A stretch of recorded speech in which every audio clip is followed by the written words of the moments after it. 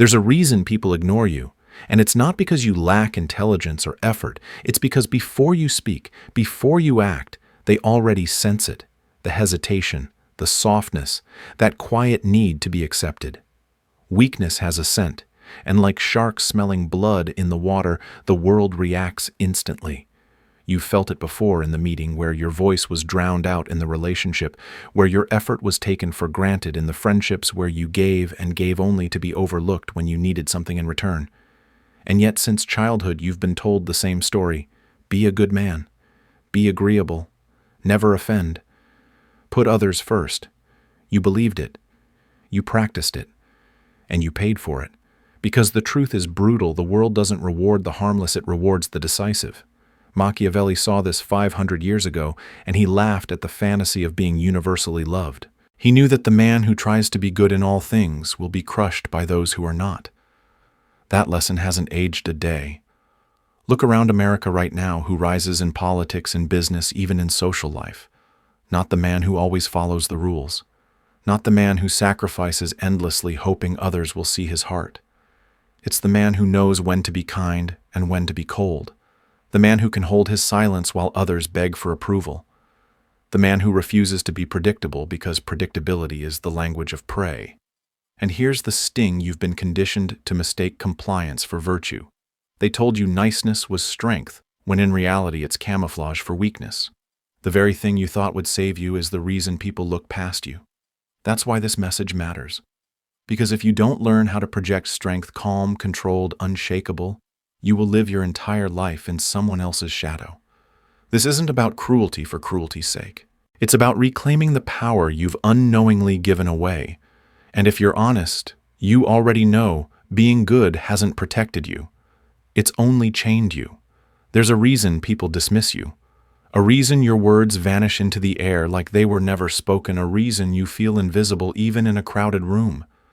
It isn't because you're not intelligent enough or hardworking enough. In fact, you may have more knowledge, more effort, more sacrifice than the very people who rise above you.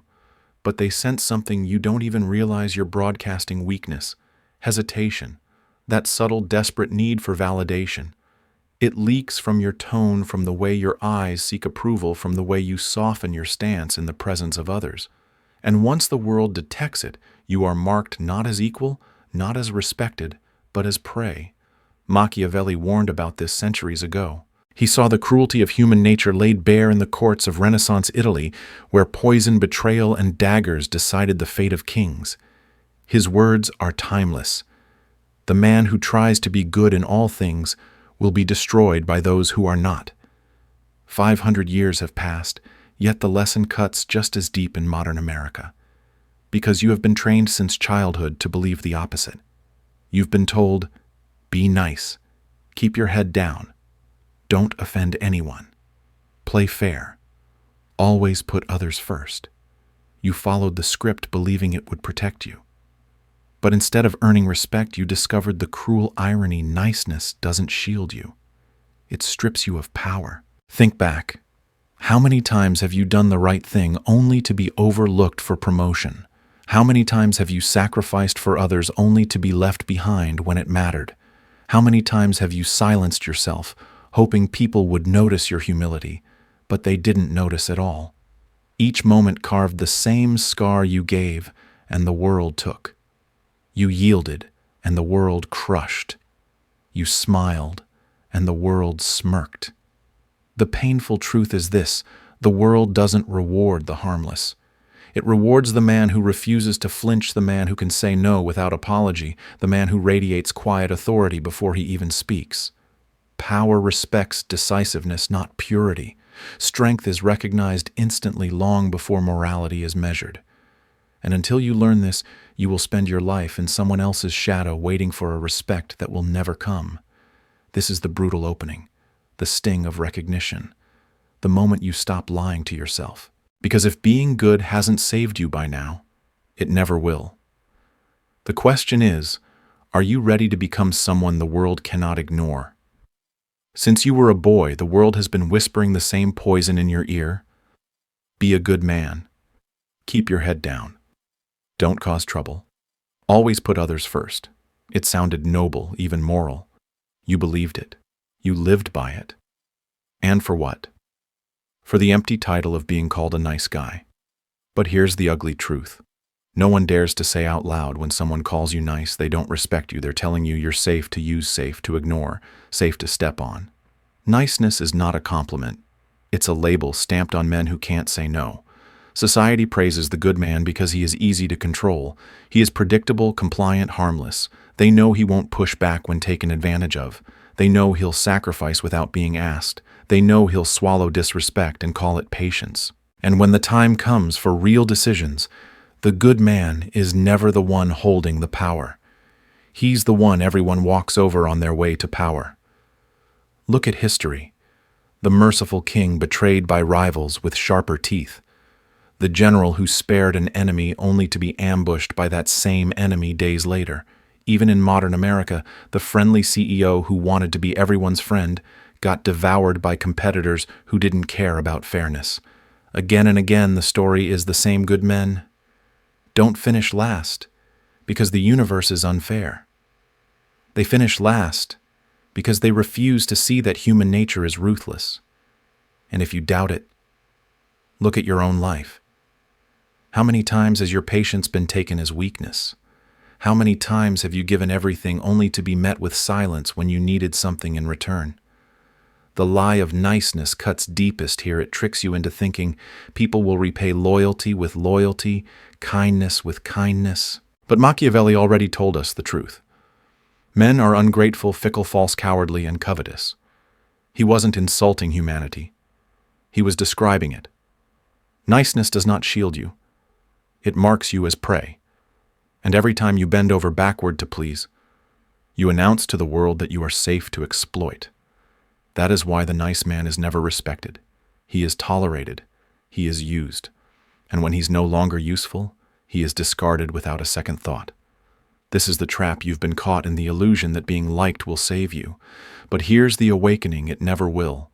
Machiavelli never told men to abandon morality completely.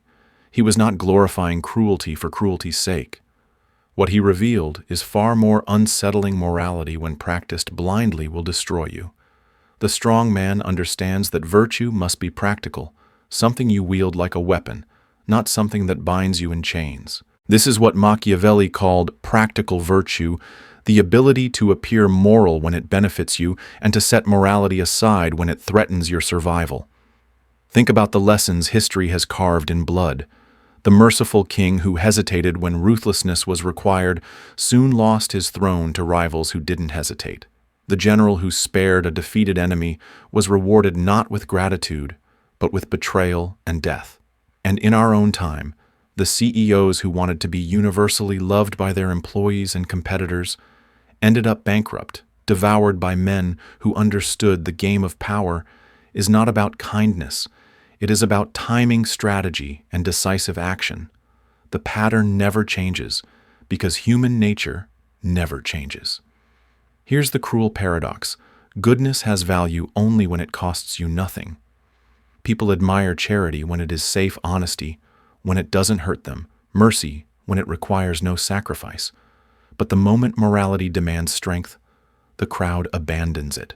They will praise you for being good right up until the moment it requires them to risk their own advantage.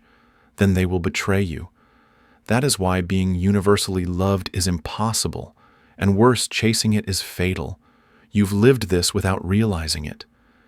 Every time you forced yourself to smile when you wanted to resist, every time you said yes when you meant no, every time you held back to avoid offense, you weren't practicing virtue. You were surrendering power. And people saw it. They saw that your morality wasn't strength but submission. That is why your kindness didn't inspire loyalty. It inspired contempt. Practical virtue demands a new mindset. You don't discard morality, you master it. You wear it like a mask, showing the world what they want to see, while never forgetting that behind the mask, you hold the power to do what is necessary. Mercy when it secures loyalty. Coldness when it guarantees survival. Kindness when it strengthens your influence. And ruthless clarity when hesitation would destroy you. This is not hypocrisy. It is survival. The man who clings to morality as sacred will be drained dry by those who see it as weakness. The man who practices virtue strategically will command both respect and fear, and only then does he step out of the role of prey and into the role of predator. Niceness is one of the greatest illusions a man can live under.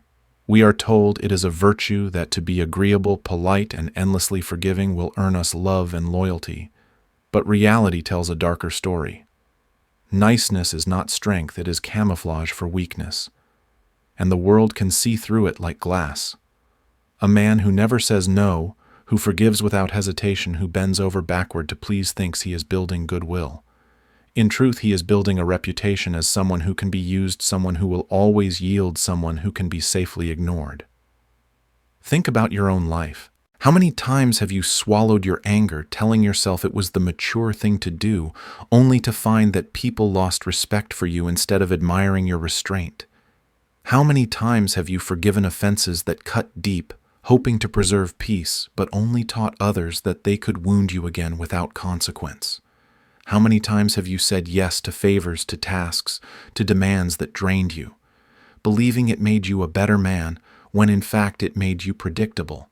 And predictability is the language of prey. Machiavelli understood human nature with brutal clarity. Men are ungrateful, fickle, false, cowardly, and covetous, he wrote. He wasn't condemning mankind. He was exposing the truth you live with every day. People do not cherish your niceness. They exploit it. They do not honor your forgiveness. They test its limits. And when your usefulness is gone, when you can no longer give, they discard you without a second thought. This is the fate of the nice guy. He is not respected. He is merely tolerated. He is not loved. He is used. He is not remembered for his sacrifices. He is forgotten because he was never seen as powerful enough to matter. And here lies the painful paradox. While you believed niceness would protect you, it has only written the script of your invisibility. The man who clings to niceness thinks he will be loved forever. But love fades with circumstance. Respect born from strength and the fear of consequences endures. To break free from this illusion is to realize that being nice is not the same as being virtuous. True virtue requires boundaries, decisiveness, and the willingness to be cold when necessary. Without that, niceness becomes nothing more than a leash around your neck. Power does not belong to the loud, nor to the cruel for cruelty's sake. It belongs to the man who is calm, deliberate, and disciplined enough to wield his strength without bleeding it away through impulse. This is what Machiavelli hinted at when he wrote that a ruler must learn not how to be good, but how to be necessary. Cold power is not heartlessness. It is control, the ability to remain steady while others panic, to act without hesitation when others crumble. It is the discipline of a man who can feel everything but reveal nothing. The first discipline is mastery over emotion. Most men live as slaves to their feelings. Insult them and they lash out. Shame them and they shrink.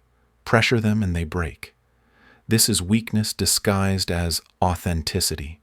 The man of cold power knows better. He can feel rage burn through him, but keep his face unreadable. He can feel fear coil in his chest, but still move forward without trembling. When he chooses to unleash emotion, he does it with precision, like a blade unsheathed at the exact moment it will cut deepest. The second discipline is controlling generosity. Niceness gives without measure, but true power gives with strategy. A gift should never be wasted. It should buy loyalty, cement alliances, or strengthen influence. When you give to those who drain you, you are not kind. You are weak. Machiavelli's wisdom is clear reward. Those who are useful withdraw from those who waste your time. Every ounce of energy you give must be an investment, never a loss. The third discipline is protecting autonomy. Dependence is death. The more you rely on others for money, validation, or status, the tighter their chains wrap around your throat. Cold power is building a fortress around your life, your skills, your finances, your network, so no single person can control you. This independence radiates a quiet strength that others feel immediately. You cannot be owned. The fourth discipline is weaponizing silence. Weak men talk too much. They explain, justify, beg. But silence unsettles, silence commands. A firm no without explanation is more intimidating than 1,000 excuses. Silence makes people fill the void with their own fear, and when you finally speak, your words strike like thunder because you have trained others to wait for them. Finally, cold power means balancing fear with respect. It is not about ruling through terror, it is about ensuring that betrayal carries consequences too heavy to risk. When people know your kindness is deliberate and your coldness decisive, they will value your approval and fear your disapproval. This is the essence of cold power emotion: mastered generosity, sharpened autonomy, secured silence wielded, and respect anchored by fear. It is not cruelty. It is discipline, the kind that separates the untouchable from the disposable. The world does not reward truth. It rewards the story people believe about you. That is the painful reality Machiavelli understood better than anyone. He saw that men are not moved by facts or good intentions. They are moved by appearances, by symbols, by what they can see with their eyes and feel in their bones. In the court of Florence, reputation was a weapon sharper than any dagger. Today in America, nothing has changed. Your reputation is your armor, your sword, and your crown, all in one. Lose control of it, and you lose everything. Think about it. How often have you believed your actions would speak for themselves? You worked hard, you stayed honest, you thought people would notice. But they didn't. Instead, someone else, louder, bolder, more calculated, shaped the story in the room. They got the promotion. They got the recognition. You were left with frustration, believing life was unfair, when in truth you failed to manage your image. The world doesn't care what you intended.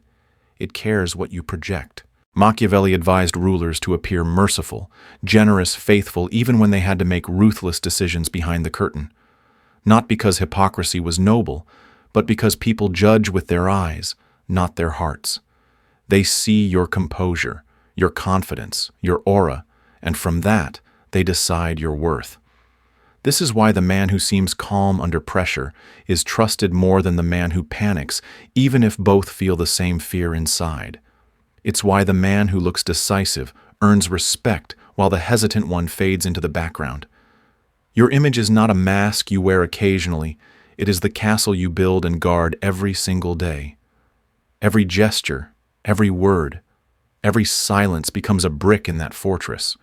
If you fail to shape it deliberately, others will shape it for you with rumors, lies, or their own narratives. And once their story defines you, you will spend your life fighting a shadow you can't kill. Ask yourself, when people think of you, what story do they tell? Do they see a man who is unshakable or a man who is easily rattled?